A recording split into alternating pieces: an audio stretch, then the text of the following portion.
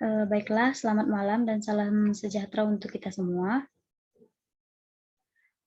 Perkenalkan nama saya Ayu Wasari Sembiring dengan NIM 18034002 akan mempresentasikan makalah yang berjudul Analisis Hubungan dan Kecepatan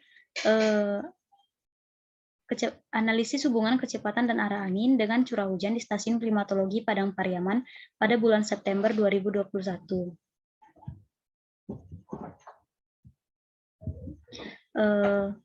Untuk bab pertama pendahuluan, yang pertama kita akan membahas mengenai latar belakang. Latar belakang dari masalah ini yaitu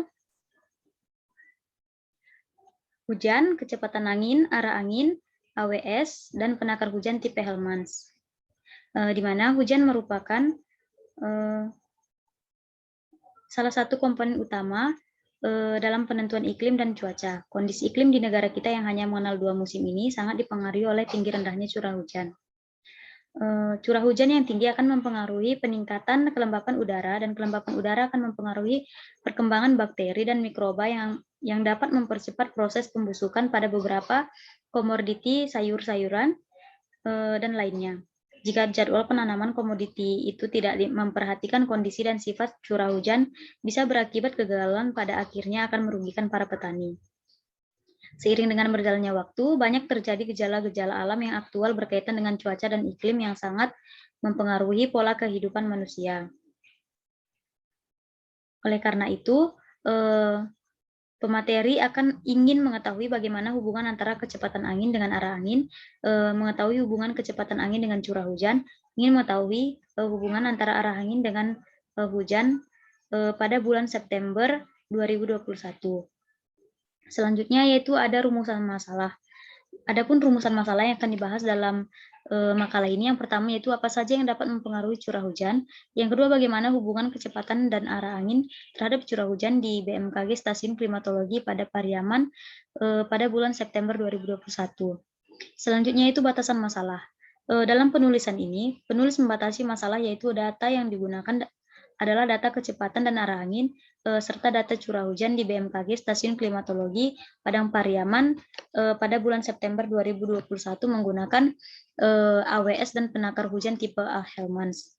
Tujuan dari penulisan ini yaitu pertama mengetahui apa saja yang dapat mempengaruhi curah hujan dan menganalisis hubungan kecepatan dan arah angin dengan jumlah curah hujan di BMKG Stasiun Klimatologi Padang Pariaman di bulan September 2021.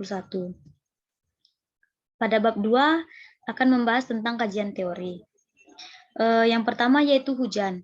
Untuk pengertian hujan yaitu hujan merupakan salah satu bentuk dari presipitasi, di mana yang dimaksud dengan presipitasi ini yaitu turunnya air dari atmosfer ke permukaan bumi yang bisa berupa hujan, hujan salju, kabut, embun, dan hujan es.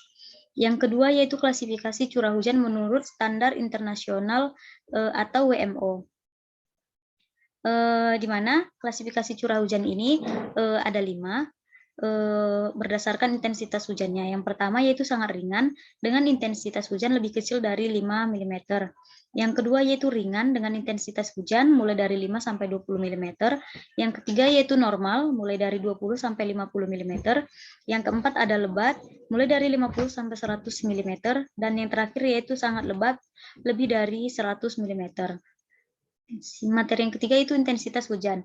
Intensitas curah hujan adalah ketinggian curah hujan yang terjadi pada suatu kurun waktu di mana air tersebut terkonsentrasi dengan satuannya milimeter per jam.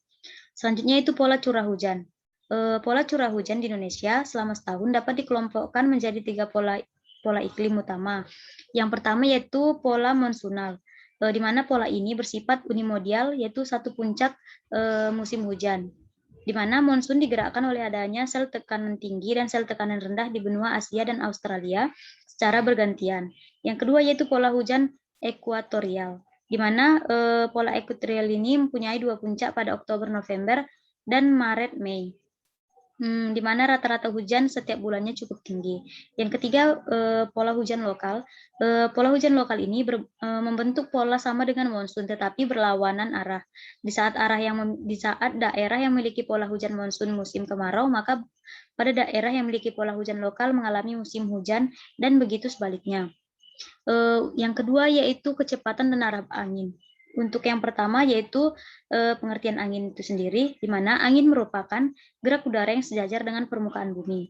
Untuk pengertian kecepatan angin merupakan kecepatan udara yang bergerak secara horizontal yang dipengaruhi oleh gradien barometris, letak tempat, tinggi tempat, dan keadaan topografi suatu tempat. Selanjutnya itu pengertian arah angin, di mana arah angin merupakan arah dari mana angin berhembus dan dinyatakan dalam derajat arah yang diukur searah dengan arah jarum jam mulai dari titik utara bumi atau secara sederhana sesuai dengan skala sudut pada kompas. Selanjutnya itu faktor yang mempengaruhi kecepatan angin, di mana faktor yang mempengaruhi kecepatan angin ini ada 3. Yang pertama, gradien barometris, di mana perbedaan tekanan udara antara dua tempat akan menghasilkan angin. Yang kedua yaitu relief permukaan. Relief yang tidak rata menjadi penghambat terhadap angin. Daerah perbukitan angin bertiup sangat rendah karena angin terhambat oleh bukit, sedangkan di daerah dataran tinggi angin akan bertiup lebih kencang.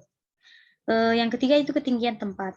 Tiupan angin di tempat yang lebih tinggi akan lebih kencang daripada tiupan angin di tempat yang lebih rendah. Untuk ketiga yaitu AWS atau Automated Weather Station. AWS ini merupakan suatu sistem terpadu yang dirancang untuk memantau cuaca serta mengumpulkan dan memproses data yang dihasilkannya secara otomatis. AWS ini dikelompokkan menurut penyajian datanya ada 2. Yang pertama real-time AWS, yaitu sistem yang penyajian datanya dilakukan secara real-time. Yang kedua off-time AWS, di mana sistem yang hanya merekam data serta penyimpanannya pada suatu media penyimpanan. Yang kedua itu sensor yang dapat digunakan pada AWS. Jadi sensor yang dapat digunakan pada AWS ini ada beberapa. Yang pertama termometer sebagai sensor suhu, anemometer sebagai sensor arah dan kecepatan angin, hygrometer sebagai sensor kelembaban, barometer sebagai sensor tekanan udara, rain gauge sebagai sensor curah hujan, dan piranometer sebagai sensor sinar matahari. Selanjutnya ada penakar hujan tipe Hellman. Yang pertama pengertian penakar hujan tipe Hellman itu sendiri, di mana penakar hujan tipe Hellman ini merupakan suatu instrumen untuk mengukur curah hujan sejenis rekor yang biasa dapat dikatakan mencatat nilainya sendiri. Di mana pengamatan menggunakan alat ini dilakukan setiap hari pada jam-jam tertentu meskipun cuaca dalam keadaan baik ataupun sedang cerah. Selanjutnya itu cara kerja ataupun cara menggunakan penakar hujan tipe Hellman ini. Yang pertama memastikan kertas pias yang akan digunakan tidak sobek. Yang kedua membuka pintu bagian muka pada penakar hujan. Yang ketiga menyingkirkan pena dari pias. Selanjutnya mengangkat silinder jam perlahan-lahan ke arah vertikal. Kemudian memutar per jam secukupnya dan mengambil kertas pias yang baru dan ditulis tanggal pemasangan pada kertas pias tersebut.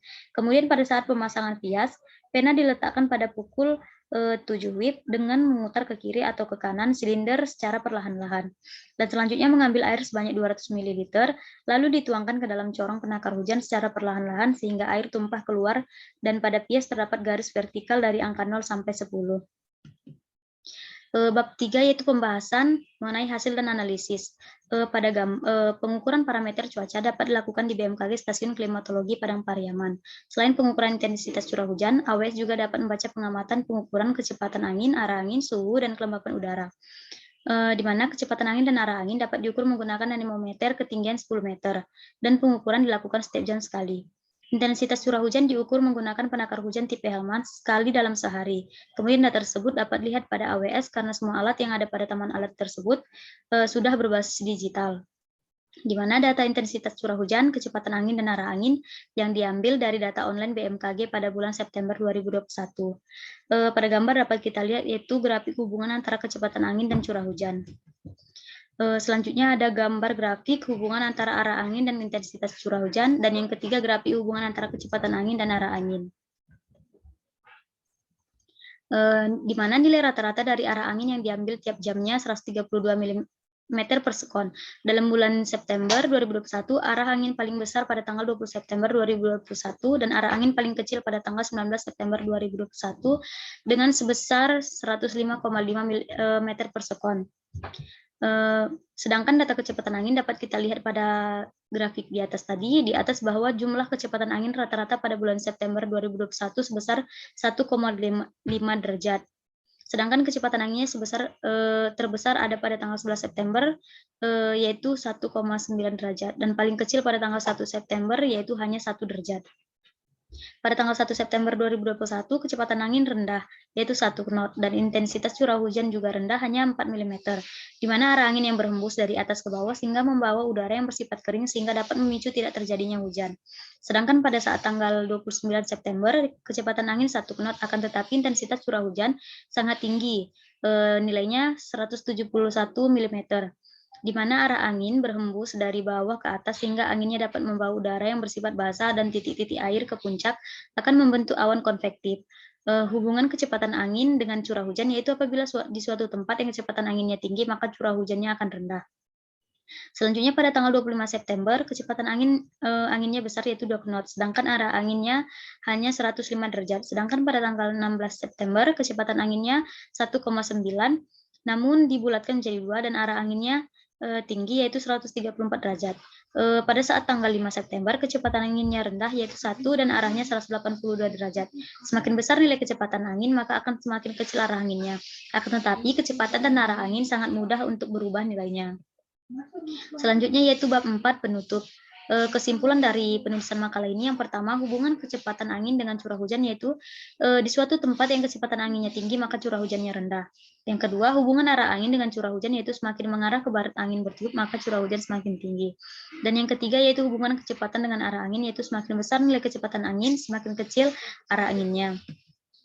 Sekian presentasi dari saya. Kurang dan lebih saya mohon maaf. Saya akhiri. Selamat malam. Terima kasih.